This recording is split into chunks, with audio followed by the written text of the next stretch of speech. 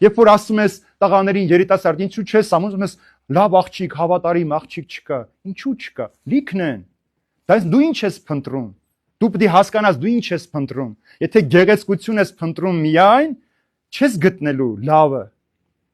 Եթե դու միայն քեզ ստրուկ ես փնտրում, այո, չես գտնելու։ Դու պետք է գտնես մեկին, ում կարող ես նրա հետ սիրել ու նրա հետ ծերանալ։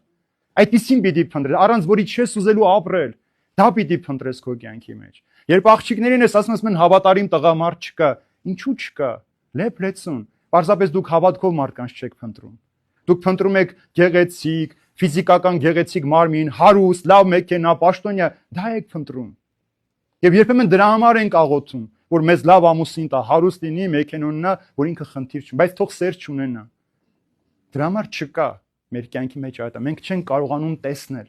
Մեր շուրջը բազում են լավ մարդիկ, գեղեցիկ, հոգևոր մարդիկ, բայց նպատակը մեր ինչ փնտրելն է, սա է մենք ինչ ենք ուզում տեսնել այդ մարդու մեջ եւ ինչ ենք փնտրում այդ մարդու մեջ։ Եթե մեղքն ես փնտրում, այս աշխարհն ես փնտրում, բնականաբար դրանից պիտի հոգնես ու ձանձրանաս։ Երբ որ դու դնում ես համեմատության մեջ բոլորին,